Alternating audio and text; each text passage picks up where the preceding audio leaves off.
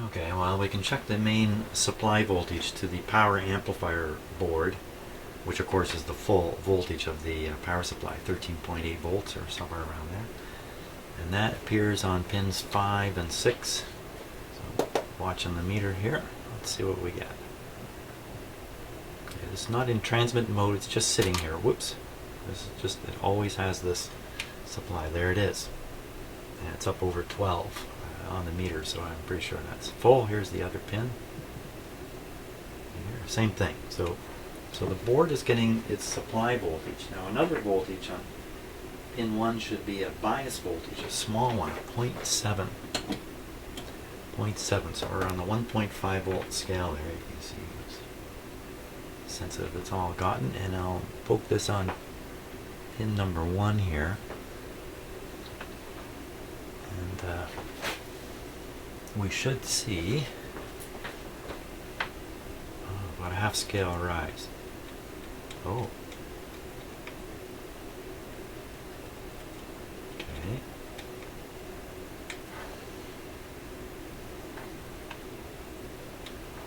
Okay, let me tap the other one just to check my meter. Oh yeah, it's working. Okay. Now, the question is, should that bias be there when the transmitter is not transmitting? And I can't answer that question offhand.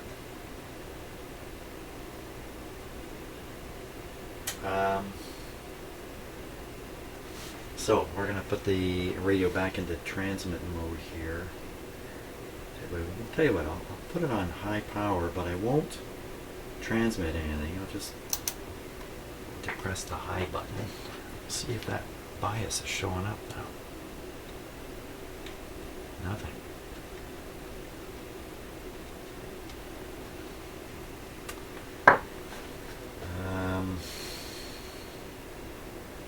In the manual it talks a little bit about using the microphone push-to-talk button to trigger the transmitter in certain modes, and to not use the tune function. I guess there's some kind of operational difference in the radio, that under certain test conditions you need to do it either with the push-to-talk button or the tune button. I don't have the microphone, or if I do, I don't know where it is. It's not simple for me to I'd have to figure out how to connect a switch or something to act like a push-to-talk button. I'm too lazy to do that, so let's put it in tune again once more, running the risk of it suddenly coming to life. Okay, so we'll keep our eye on that meter there. Put that down. And okay, yeah, I think we're ready here. Pushing on tune. Okay, so not seeing anything there. Let's go see if that bias showed up now. There it is. Okay, and that's the right bias. That's the correct bias. We'll take it off tune. Okay, that was effective, I think. There's nothing wrong so far. Now, there's an RF is supposed to come into this unit, into the front of it on pin number 3. That's really not speaking very clearly anymore, but that's okay. So we can find the RF coming in on one of these cables here, pin number 3. It's not the best. Not that I like to comment on other people's soldering, because I'm not very good at it. But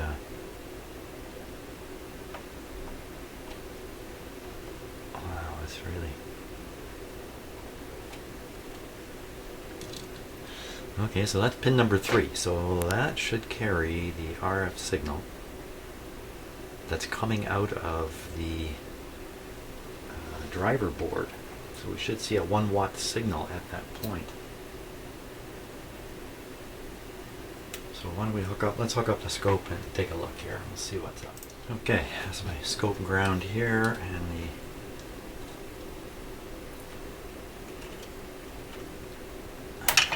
whoa, don't want that happening.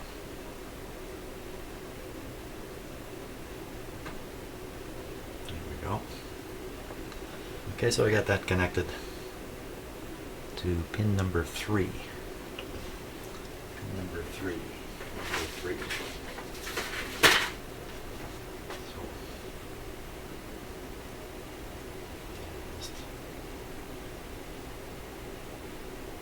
Okay, sorry about that. Just got to figure out how far away to hold it. So pin number 3 is here. You see the RF coming in. Comes into these two sets of paralleled set of transistors. And eventually the output is recombined here and sent out to the antenna here.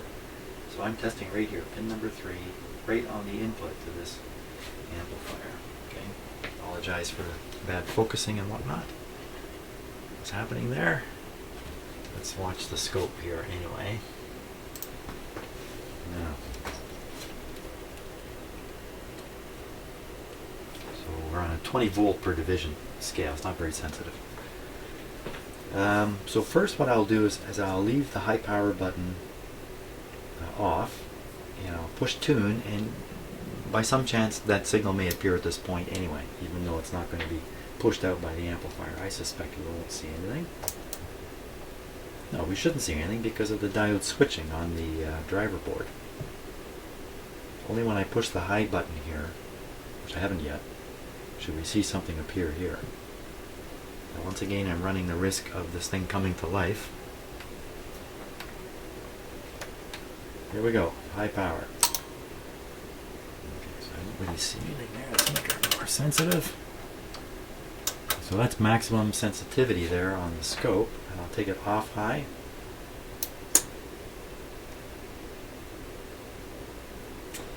Okay, well that's kind of the exact opposite of what I was expecting. Let me take it off tune.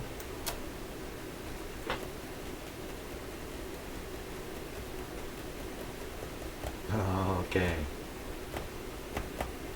It's really not okay, but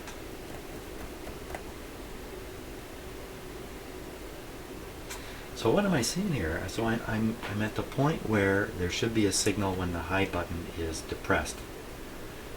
You know what? I'm getting depressed. Okay, so we'll depress the high button. First, I'm gonna leave the high button off. I'm gonna push tune again. So there's the signal sitting there at the front end of the high power amplifier. Now, does that really make sense? I mean, this radio worked for years for me, so it must make sense. Now I'll push the high button. And it's kind of like the bye button. Goodbye.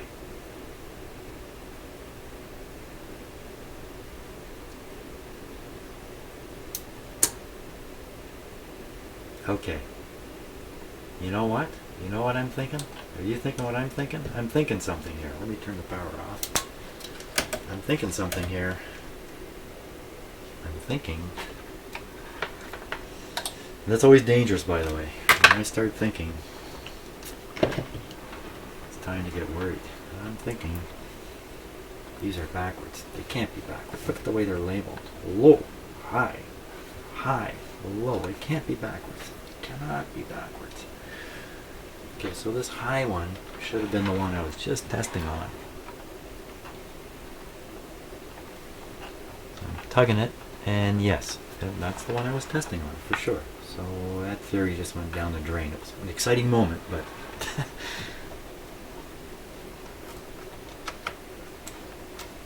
okay, I'm tracing the low.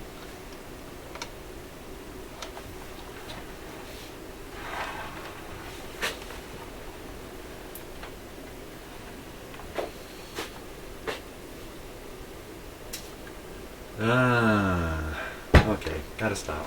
Gotta stop and think, because I'm stuck here again. Okay, my next idea here is I pulled off the wires that connect the output of the driver board to the main power board. There's the other one, the low and the high.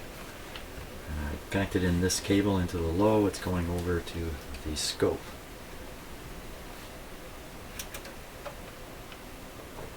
Okay, that's what we're looking at there. Look at this cable.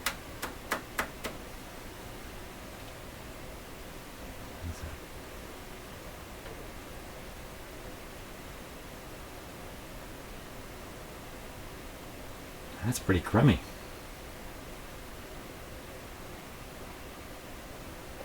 Not the other end. The other end's the same way. Wow. Crummy cables. Okay, anyway. As long as I keep my hands away from there, it should be okay.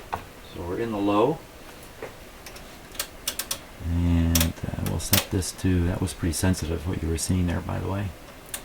Start off with 5 volts per division. Turn on the radio here.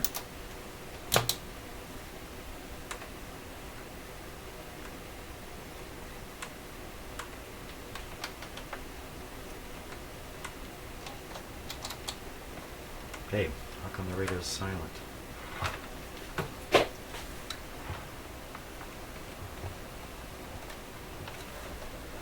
There we are. Okay, just making sure the radio is working. So that's it receiving. Now, I'll put it into tune mode with a high button out, and that should supply a signal to what we're looking at right here. Here we go. Okay, I saw a huge jump like that. There's the signal.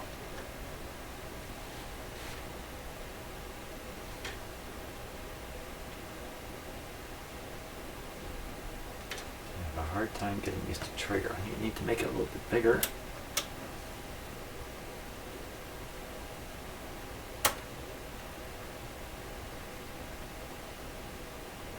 Again, I don't know what to make of that. That's just a triggering effect here on the scope.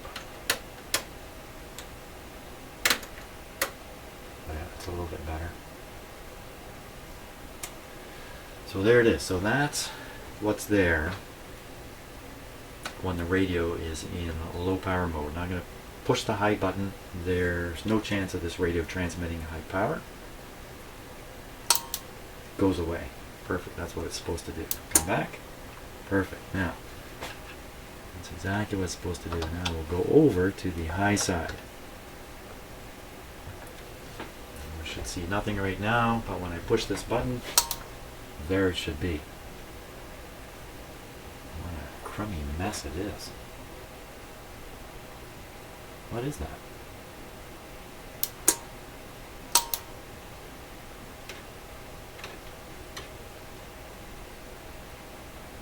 There it is. But it's not a nice, beautifully clean sine wave. But clearly the output is switching. There. Now that's with the high button off again.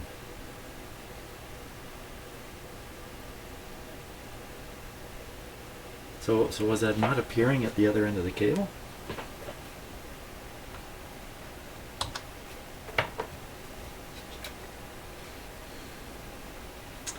Okay, the radio is in tune mode. It's not now.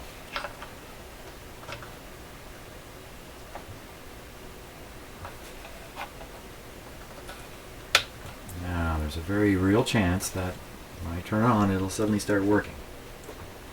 So I gotta be a little bit careful again. I put the high in. I have the high button out, so we're good. Okay, and what we got to keep our eye on here. Can't see it from that distance. Here is this meter once again. And I flip this onto high. So first we'll do it on low here. Nothing. And we'll put the high button in. Ready to flip tune. And still nothing.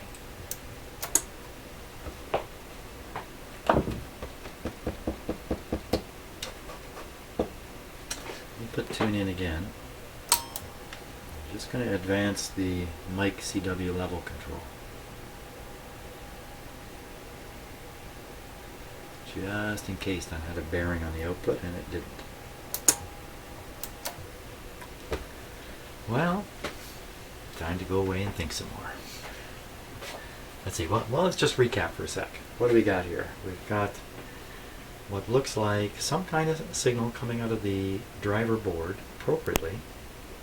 but we've got a power amplifier at the end of the radio that just doesn't want to do its thing.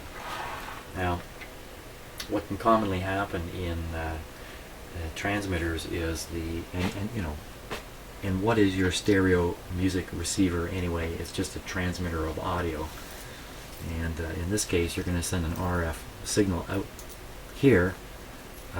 There's a risk that the final transistors will get damaged because there's a lot of heat and power happening at this point. It's the very same with your stereo receiver. It's the same situation, just the frequency is different. So, what can commonly be wrong with a radio like this? Output transformers or transistors blowing. That's a sad deal. But we don't need to jump there. We don't need to jump to that conclusion. There's still lots more that can be going on here. One of them is the ALC. There's an ALC system, if you like, circuitry on the output of this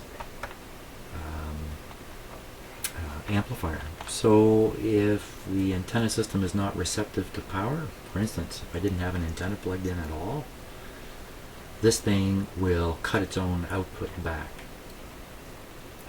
So it's sort of a self-protecting thing. But I guess if that's not working right, it might stop the output from ever getting out there. So there might be some way for us to check for ALC voltage. I'm going to check that out.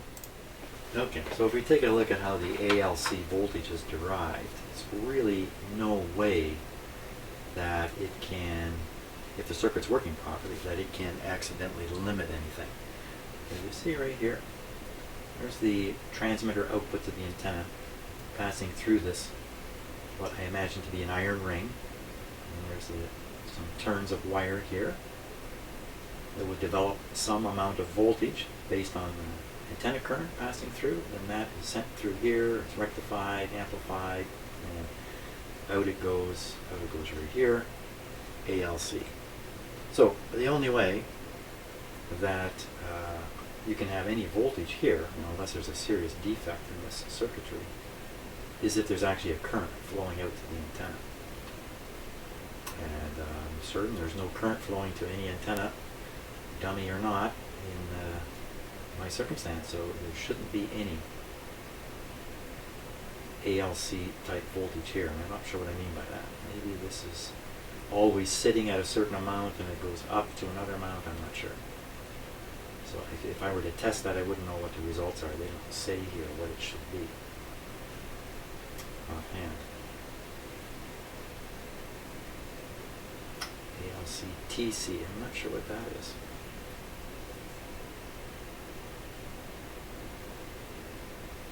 Anyway, I think I'm barking up the wrong tree if I'm thinking something's gone wrong with the ALC voltage and it's limiting something. Besides, we saw that bias voltage before, and it looked like they were biased properly. Well, time to go away and I have to go and think some more. Too much thinking. Okay, there's a test we can do on the output transistors. And it's a two-stage test. First stage is with the radio in receive mode, which it is right now. All I got to do is just read the voltage that appears right there. And you can look over at this meter here, like I'm doing. And if the meter shows 0, good. Pass the first test. Now, I have to put this into tune mode and then take another measurement, and I should see 0.65 volts there. 0.65. 0.65 is going to be down in this area. If we see double that, 1.2 up here, that may indicate that there's a problem. Now the thing is, this is not supposed to be done with the tune button, it's supposed to be done with the push to talk button, so maybe it's a baloney test. Once again, because it's in high, the radio's in high, I gotta keep my eye on this power meter just in case things come to life. So I'll get the voltmeter in position there. Okay. So your eyes can be on that meter, mine are on this one up here that's out of your view. There we go.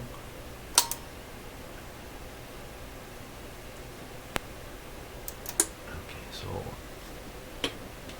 I'm now on the 1.5 volt scale. So if this meter comes all the way up to about here, that's a bad sign. If it comes up to about here, that's a thumbs up.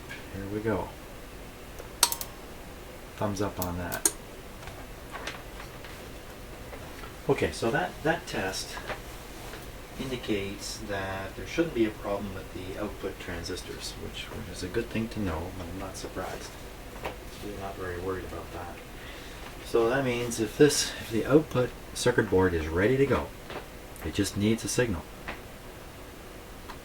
and it's not getting one, and this board, which is supposed to supply the signal, appears to be supplying one, we must be right in the zone of the problem here.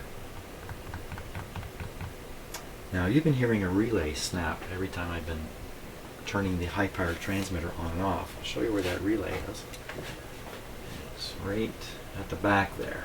That little, right in the center of the screen now, that whitish box is actually a relay. Doesn't that look terrible all around it? It looks like it's, I don't know, what's it been soaked? So it looks like water's come in there and stained the bottom of it. A very unusual stain all around it there. Well, what does that relay actually switch, and what if the contacts aren't working properly? That would be my question. So I'm going to try to find that on the schematic and understand it a little better. It took a little while to spot the relay on the circuit diagram. So, and the reason is the relay is spread all over the diagram. So here's a relay contacts here, relay contacts here, relay contacts here, and down here, down here, I know you probably can't see this stuff, but that's okay, is the coil that energizes the relay. So it's throwing this switch, and this switch. So in one position, in the low power position, the output of the driver board is fed through here, through this final board. Now I've had these in the wrong order in my head. This is the power board producing the 100 watts. That is fed through this board. The actual high power is fed through this board. And this one's job is to derive the ALC voltage from the final signal coming out. That's what was going on here. And to apply some filtering to reduce, guess what? To reduce spurious signals. So that's what's going on with that board. So the question is, when you hear the relay snapping, but is it really doing its job? For instance, in high, when the relay snaps closed, and you push the high button, at that point the supply voltage should be turned on to the amplifier board. Now, didn't I already take all that back? That's just turning on the bias here. We already saw that, didn't we? That's right. So, okay, that's fine. So that's turning on that bias. This one is either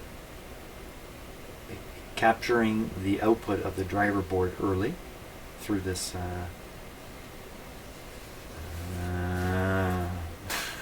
somehow, okay, just don't look too close, but somehow the signal bypasses this board and comes up into the comes up through here. Actually, it must come back. This must be this way right here.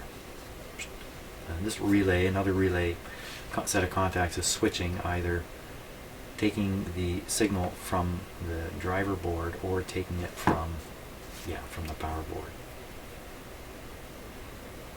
So even though you push the high button until you actually key the microphone or Vox triggers it, something like that, bias is not applied to these transistors, and in fact the output of this board is not even connected to the next board and thereby the antenna. It's just kind of in waiting mode.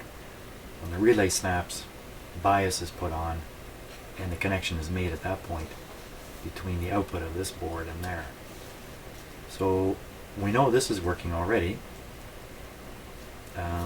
This is actually, this is what? This is an ALC. This is ALC. So the ALC voltage picked up from the antenna is fed back. You know, it's fed back into here. Somehow that lowers the output coming out of this board. I'm not sure how it does it, but somehow it does. Okay, there you go. I don't really know what's going on, but I have an idea what I can try next, and that's to verify that these contacts are really operating properly on the relay. That's my next goal.